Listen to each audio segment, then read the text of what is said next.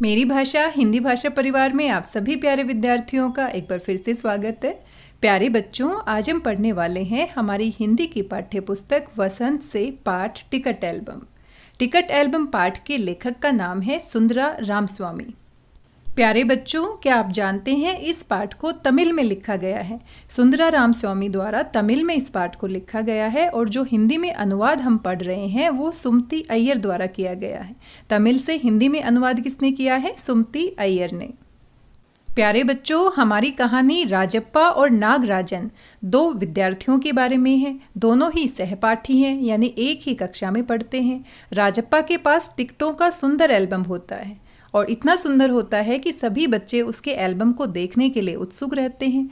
पूरी कक्षा में उसका एल्बम छाया रहता है। लेकिन अचानक से नागराजन, जो उसका सहपाठी है, उसके मामा जी सिंगापुर से एक एल्बम भिजवाते हैं और नागराजन का एल्बम इतना अच्छा होता है कि सभी बच्चे उसी के एल्बम को अब देखना चाहते हैं। पहले राजप्पा का एल्बम कक्षा में छाया रहता था, लेकिन नागराजन का एल्बम आने के बाद राजप्पा का एल्बम कोई नहीं देखता। और इसके बाद कहानी में आगे क्या क्या होता है, ये सभी बातें जानने के लिए हमें कहानी को पढ़ना होगा। आइए पढ़ते हैं हमारी कहानी टिकट एल्बम। प्यारे बच्चों, जिस तरह से राजप्पा और नागराजन को टिकट इकट्ठा करने का शौक है, वैसे ही आपको कोई ना कोई शौक जरूर होगा।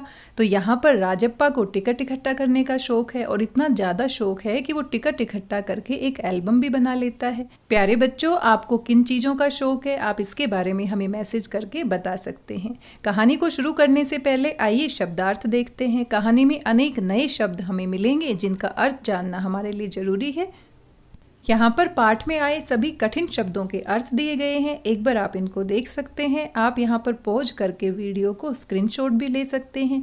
जैसे जैसे हम पाठ को पढ़ेंगे, जहाँ पर इन शब्दों का प्रयोग किया जाएगा, हम इनके अर्थ को अच्छे से समझेंगे। आइए अब बिना देरी किए शुरू करते हैं हमारी कहानी टिकट एल्बम। अब राजप्पा को कोई नहीं पूछता। आजकल सबके सब नागराजन को घेरे रहते। नागराजन घमंडी हो गया है। राजप्पा सारे लड़कों में कहता फिरता, पर लड़के भला कहाँ उसकी बातों पर ध्यान देते।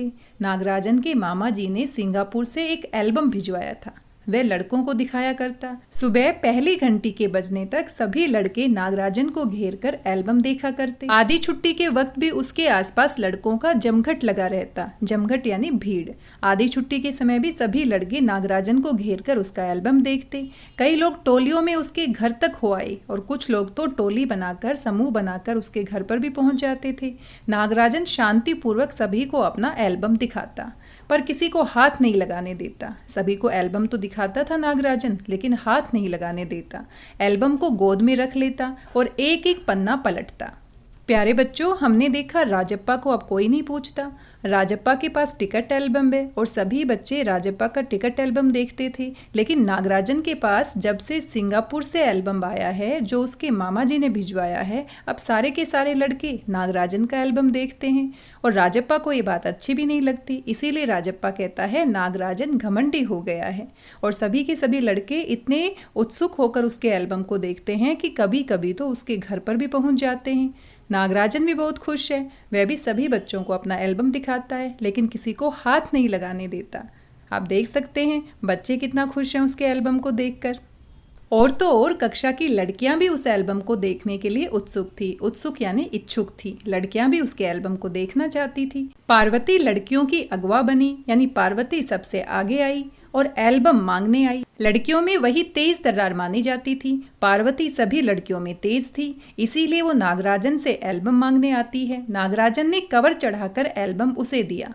नागराजन ने पहले उस पर कवर चढ़ाया और फिर एल्बम पार्वती को दे दिया। शाम तक लड़कियां एल्बम देखती रही, फिर उसे वापस कर दिया। अब आप देख सकते हैं नागराजन का एल्बम कितना प्रसिद्ध हो गया है। लड़कों के साथ साथ लड़कियां भी उसे देखने के लिए इच्छुक रहती हैं। राजप्पा के एल्बम को कोई पूछने वाला ही नहीं था। वाकई उसकी शान अब घट गई थी। वाकई यानी सच में, वास्तव में अब राजप्पा के एल्बम की शान घट गई थी, यानी कम हो गई थी। राजप्पा के एल्बम की लड़कों में काफ़ी तारीफ रही थी। मधुमक्खी की तरह उसने एक एक करके टिकट जमा किए थे। मधुमक्खी की तरह यानी बड़ी ही मेहनत से। जिस प्रकार मधुमक्खी बड़ी मेहनत करने के बाद शहद इकट्ठा करती है, वैसे ही राजप्पा ने बड़ी मेहनत करके एक एक टिकट को इकट्ठा किया था। उसे तो बस एक यही धुन सवार थी। सुबह 8 बजे वह घर से निकल पड़ता। टिकट जमा करने वाले सारे लड़कों के चक्कर लगाता। 2 ऑस्ट्रेलिया के टिकटों के बदले 1 फिनलैंड का टिकट लेता, 2 पाकिस्तान के बदले 1 रूस का। बस शाम जैसे ही घर लौटता, बस्ता कोने में पटक कर अम्मा से चबेना लेकर निक्कर की जेब में भर लेता। चबेना यानी भुना हुआ अनाज। इसमें चने भी हो सकते हैं, कुछ और भी अनाज जिसको हम भून देते हैं और चबाते हैं, उसको हम क्या कहते हैं, चबेना। और खड़े खड़े कॉफ़ी पीकर निकल जाता। 4 मील दूर अपने दोस्त के घर से कनाडा का टिकट लेने पगडंडियों से होकर भागता। पगडंडियां यानी पैदल चलने का रास्ता।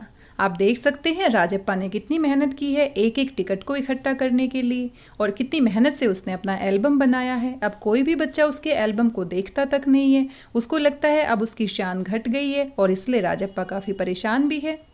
स्कूल भर में उसका एल्बम सबसे बड़ा था। सरपंच के लड़के ने उसके एल्बम को 25 रुपए में खरीदना चाहा था, पर राजप्पा नहीं माना। राजप्पा का एल्बम इतना प्रसिद्ध था कि सरपंच के लड़के ने 25 रुपए में उसे खरीदना भी चाहा था, लेकिन राजप्पा ने मना कर दिया। घमंडी कहीं का। राजप्पा बड़बड़ाया था। फिर उसने तीखा जवाब दिया था। तीखा यानी कड़वा, अच्छा न लगने वाला। फिर उसने तीखा जवाब दिया था, तुम्हारे घर में जो प्यारी बच्ची है ना, उसे दे दो न 30 रुपए में। सारे लड़के ठहाका मारकर हंस पड़े थे। इस बात से सभी लड़के हंसने लगे थे। आप देख सकते हैं इतना प्रसिद्ध था राजप्पा का टिकट एल्बम कि सरपंच का लड़का तो उसे 25 रुपए में खरीदने के लिए तैयार भी हो गया था। पर अब कोई उसके एल्बम की बात तक नहीं करता। और तो और अब सब उसके एल्बम की तुलना नागराजन के एल्बम से करने लगे हैं। सब कहते हैं राजप्पा का एल्बम फिसड्डी है। फिसड्डी यानी पीछे रहने वाला। अब सभी बच्चे नागराजन और राजप्पा के एल्बम की तुलना करते हैं और कहते हैं कि जो राजप्पा का एल्बम है वो तो फिसड्डी है, पीछे रह गया है। नागराजन का एल्बम काफ़ी अच्छा है। पर राजप्पा ने नागराजन के एल्बम को देखने की इच्छा कभी नहीं प्रकट की, लेकिन जब दूसरे लड़के उसे देख रहे होते तो वह नीची आंखों से देख लेता। सचमुच नागराजन का एल्बम बेहद प्यारा था। अब राजप्पा उसको सीधे सीधे नहीं देखता था, लेकिन जब बाकी बच्चे उसको देख रहे होते थे तो वो नीची आंखों से देख लेता था। पर राजप्पा के पास जितने टिकट थे उतने नागराजन के एल्बम में नहीं थे। पर खुद उसका एल्बम ही कितना प्यारा था, उसे छू लेना ही कोई बड़ी बात थी। इस तरह का एल्बम यहाँ थोड़ी मिलेगा। एल्बम के पहले पृष्ठ पर मोती जैसे अक्षरों में उसके मामा ने लिख भेजा था A.M. नागराजन। पृष्ठ यानी पन्ना। नागराजन के मामा ने पहले ही पन्ने के ऊपर सुंदर सुंदर अक्षरों में उसका नाम लिखा था A.M. नागराजन। और राजप्पा भी उस एल्बम को देखना चाहता था, लेकिन कभी वो अपनी इच्छा जाहिर नहीं करता था, नीची नीची नजरों से ही देख लेता था। प्यारे बच्चों, आपको क्या लगता है राजप्पा उस एल्बम को क्यों नहीं देखना चाहता था?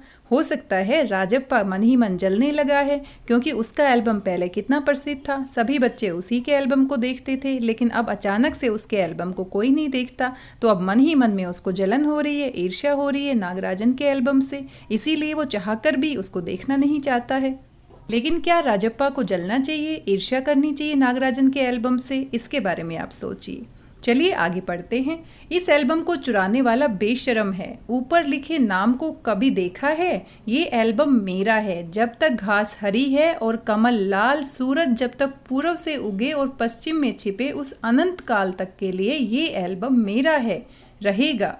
और नागराजन के नाम के साथ साथ ये पंक्तियां भी उसके पहले पन्ने पर लिखी गई थी, उसके मामा ने लिखकर भेजी थी। आप देख सकते हैं यहाँ पर अनंत यानी जिसका कोई अंत ना हो, अनंत काल तक, यानी इसको कोई चुरा नहीं सकता। जो भी इस एल्बम को चुराने के बारे में सोचेगा वो बेशरम है।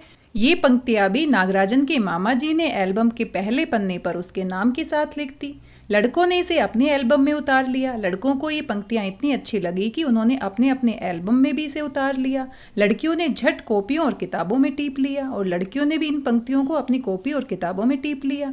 तुम लोग ये नकल क्यों करते हो, नकलची कहीं के। राजप्पा ने लड़कों को घुड़की दी। घुड़की देना यानी धमकाना। अब राजप्पा लड़कों की इन बातों को देखकर कि सारे के सारे नागराजन के एल्बम की लाइनों को अपनी कॉपी और अपनी किताबों में टीप रहे हैं, साथ में अपने एल्बम में उतार रहे हैं, तो उसको ये बात अच्छी नहीं लगी और वो कहता है कि नकलची कहीं के, तुम लोग ये नकल क्यों करते हो। और राजप्पा ने ये कहकर लड़कों को घुड़की दी, उनको धमकाया। सब चुप रहे, पर कृष्णन से नहीं रहा गया। जा जा, जलता है, ईर्ष्यालु कहीं का। मैं काहे को जलूं, जले तेरा खानदान, मेरा एल्बम उसके एल्बम से कहीं बड़ा है। राजप्पा ने शान बघारी, यानी राजप्पा ने शान से कहा कि मैं क्यों जलूं किसी से, मेरा एल्बम उसके एल्बम से काफी बड़ा है।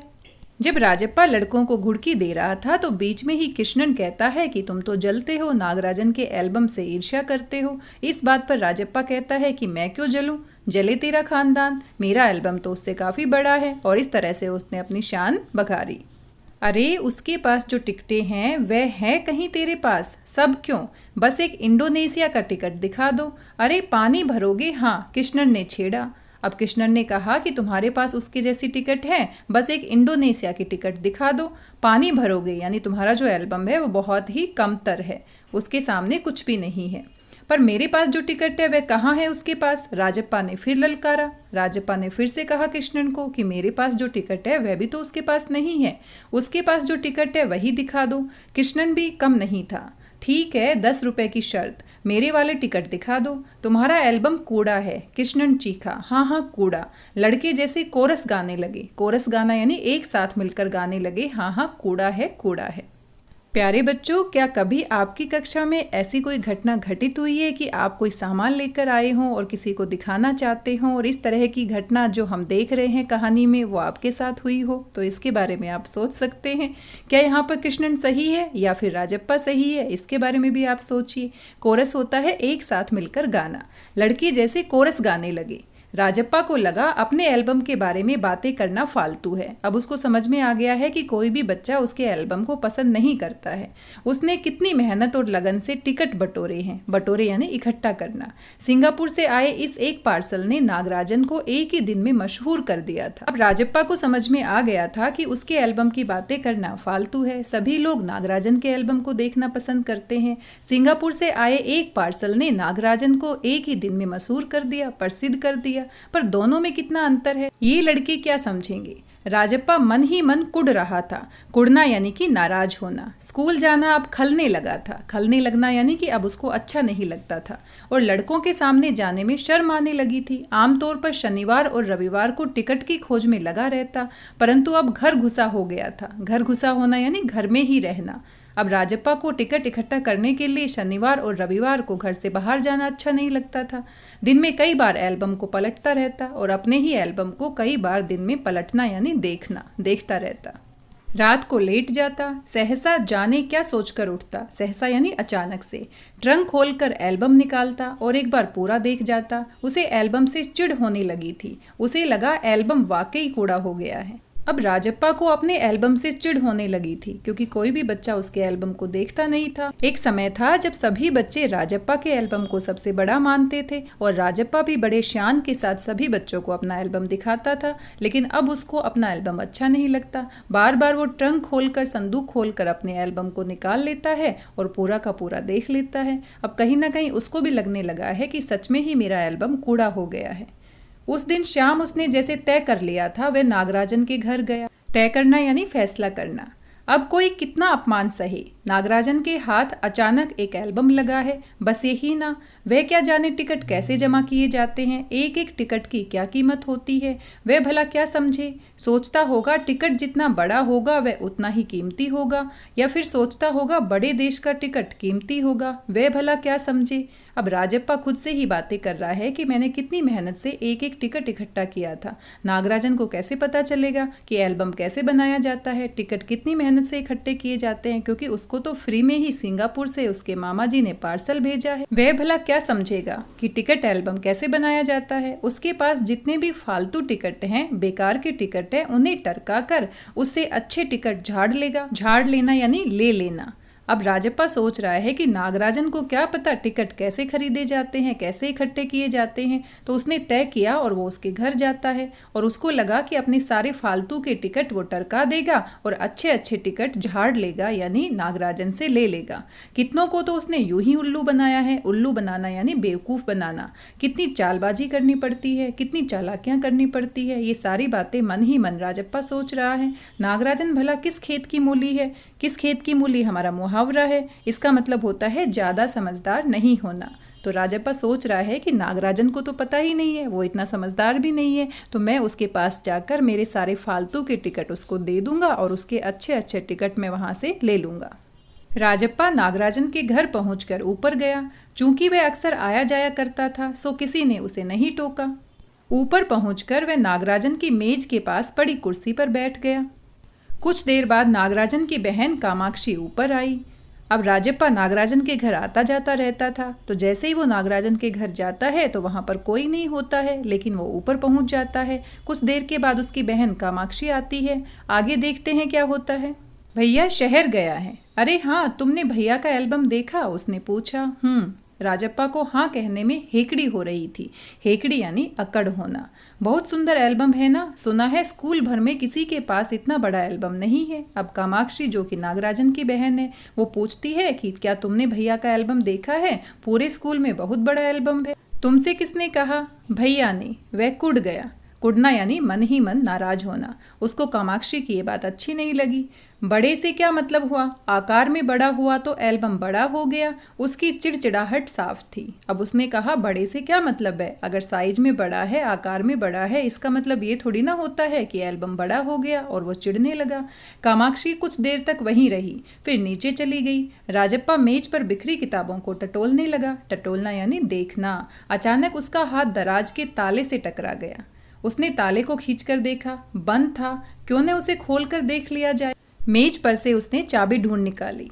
प्यारे बच्चों, आपने देखा राजप्पा सिर्फ और सिर्फ अपने एल्बम के बारे में सोच रहा है और नागराजन के एल्बम के बारे में सोच रहा है। उसे पता ही नहीं है क्या सही है और क्या गलत है। किसी के घर पे जाकर इस तरह से किसी के सामान को देखना, किसी के सामान को टटोलना और इस तरह से किसी के ताले को खोलना बिल्कुल ही गलत बात है। लेकिन राजप्पा बिल्कुल भी सोच नहीं पा रहा है कि वह क्या कर रहा है, कितना गलत काम कर रहा है, क्योंकि उसके दिमाग में तो सिर्फ और सिर्फ नागराजन का एल्बम घूम रहा है, जो कि बहुत ही गलत बात है।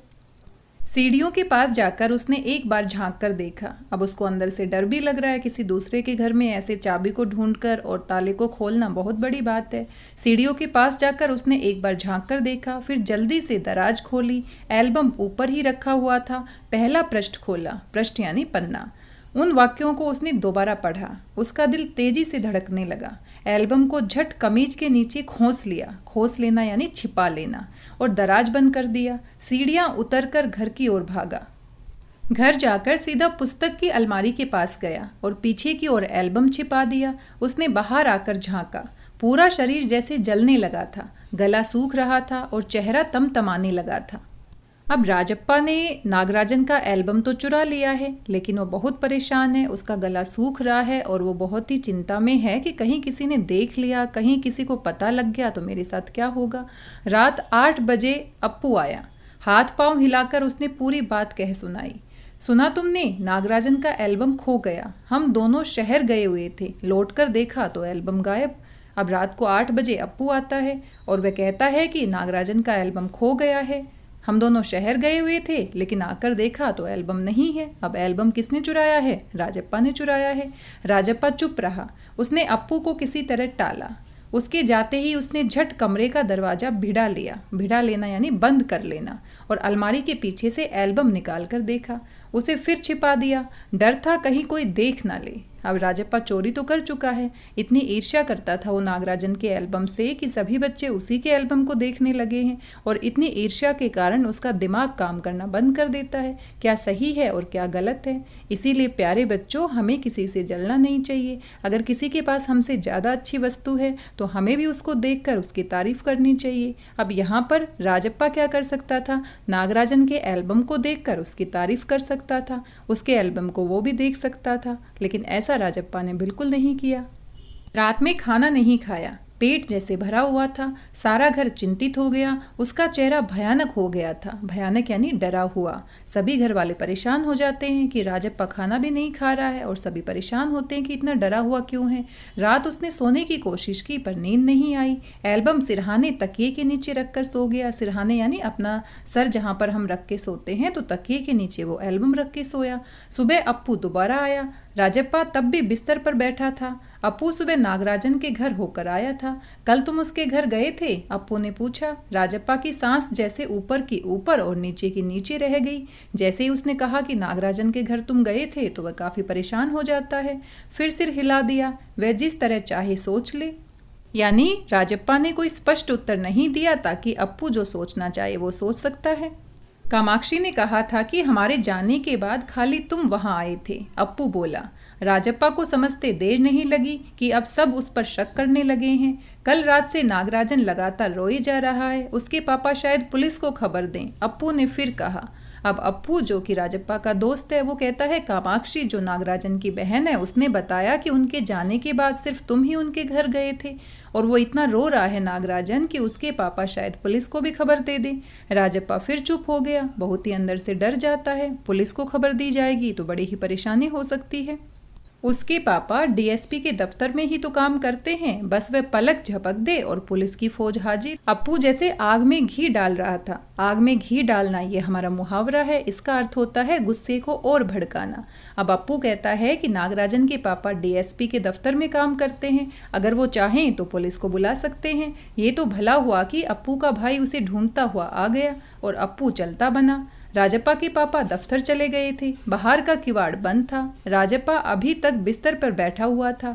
आधा घंटा गुजर गया और वह उसी तरह बैठा रहा। अब राजप्पा बड़ा ही परेशान है, उसके दिमाग में अनेक प्रकार के विचार आ रहे हैं और जब से अप्पू ने पुलिस बुलाने वाली बात कही है तब से तो वो और भी डर जाता है।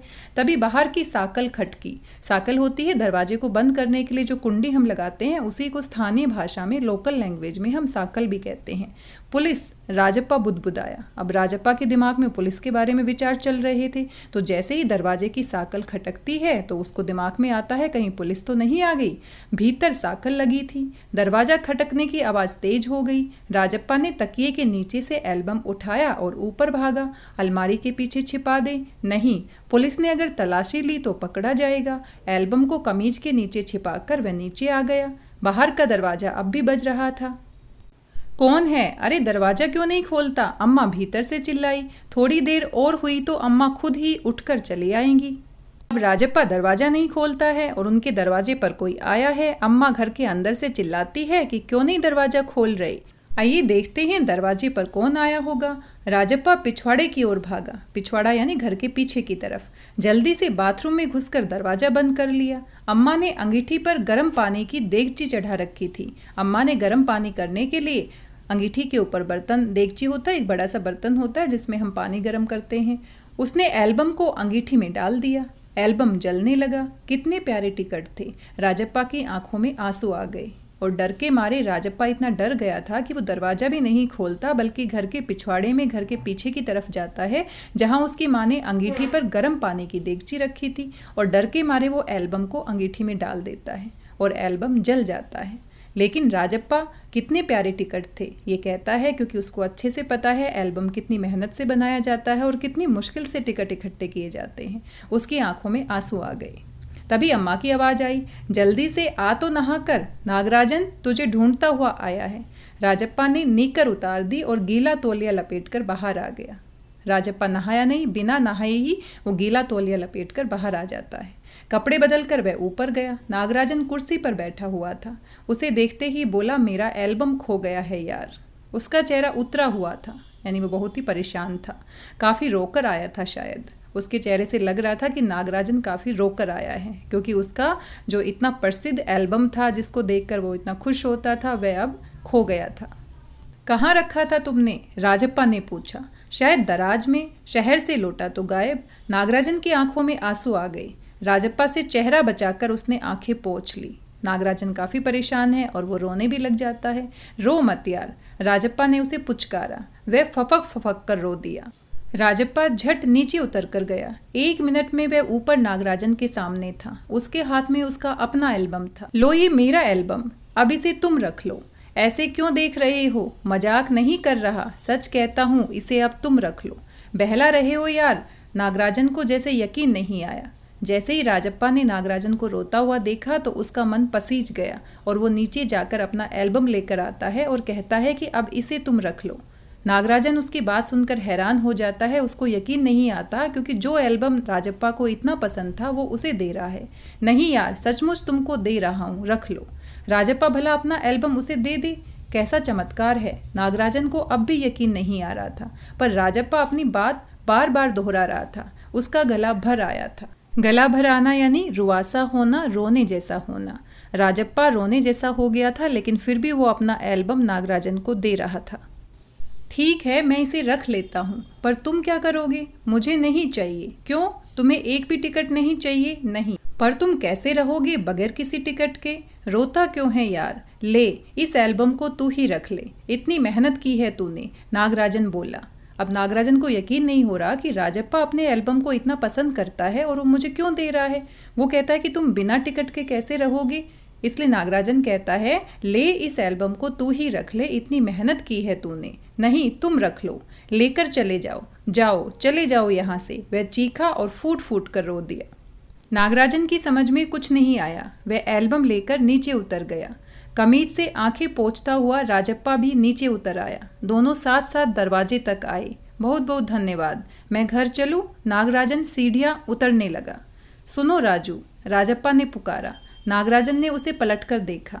एल्बम दे दो, मैं आज रात जी भरकर इसे देखना चाहता हूँ। कल सुबह तुम्हें दे जाऊंगा। ठीक है। नागराजन ने उसे एल्बम लौटा दी और चला गया। राजप्पा ऊपर आया। उसने दरवाजा बंद कर लिया और एल्बम को छाती से लगाकर फूट फूट कर रो दिया। प्यारे बच्चों, इसी के साथ हमारी कहानी ख़त्म हो जाती है और कितने सारे सवाल हमारे दिमाग में रह जाते हैं कि राजप्पा क्या सोच रहा है, नागराजन क्या सोच रहा है। राजप्पा अपना एल्बम देने के लिए तैयार हो जाता है नागराजन को, और राजप्पा की गलती भी इतनी बड़ी थी। शायद वो अपनी गलती का प्रायश्चित करना चाहता है। उसको अंदर से अच्छा नहीं लग रहा कि उसने नागराजन का एल्बम चुराया और उसको जला भी दिया। इसीलिए वो अपनी गलती का पश्चाताप करने के लिए, अपनी गलती को सुधारने के लिए अपना एल्बम नागराजन को दे रहा है। और राजप्पा भी तो बच्चा ही है, इतना समझदार नहीं है।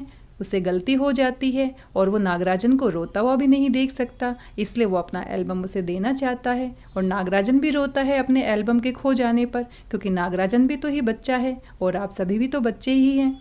प्यारे बच्चों, इस कहानी से हमने सीखा कि अगर किसी व्यक्ति के पास हमसे ज़्यादा अच्छी चीज़ है तो हमें उससे जलना नहीं चाहिए, बल्कि हमें भी उस चीज़ की तारीफ करनी चाहिए। राजप्पा इतना परेशान नहीं होता अगर वो नागराजन के एल्बम को स्वीकार कर लेता और मान लेता कि हाँ, उसका एल्बम अच्छा है, वो भी खुश होकर उसके एल्बम को देख सकता था।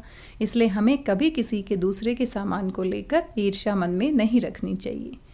और जब हम किसी से ईर्ष्या करते हैं या जलते हैं तो सबसे ज़्यादा परेशानी हमें ही होती है। राजप्पा को आप देख लीजिए, मन में वो कितना अशांत है, उसका मन कितना परेशान है, कितना दुखी है, कितना चिंतित है। वो अपने मन की बात किसी से कह भी नहीं सकता है। इन सभी बातों के बारे में आप भी सोचिएगा। और इस पाठ के लेखक है सुंदरा रामस्वामी, जो कि तमिल में इन्होंने इस पाठ को लिखा है, लेकिन इसका हिंदी में अनुवाद जो अभी अभी हमने पढ़ा है वो सुमति अय्यर जी ने लिखा है। प्यारे बच्चों, आज की इस वीडियो में बस इतना ही। हमने पूरे पाठ को पढ़ा है, साथ में पाठ में आए कठिन शब्दों के अर्थ भी हमने जाने हैं। आशा करती हूँ आपको कहानी पसंद आई होगी, वीडियो आपको अच्छा लगा होगा। वीडियो कैसा लगा अपना फीडबैक जरूर दीजिएगा। मिलते हैं अगले वीडियो में इस पाठ के अभ्यास के प्रश्न उत्तर के साथ। तब तक स्वस्थ रहिए, व्यस्त रहिए, मस्त रहिए और खुश होकर पढ़ते रहिए। मेरी भाषा हिंदी भाषा परिवार से जुड़ने के लिए आप सभी प्यारे बच्चों का धन्यवाद, बहुत बहुत धन्यवाद।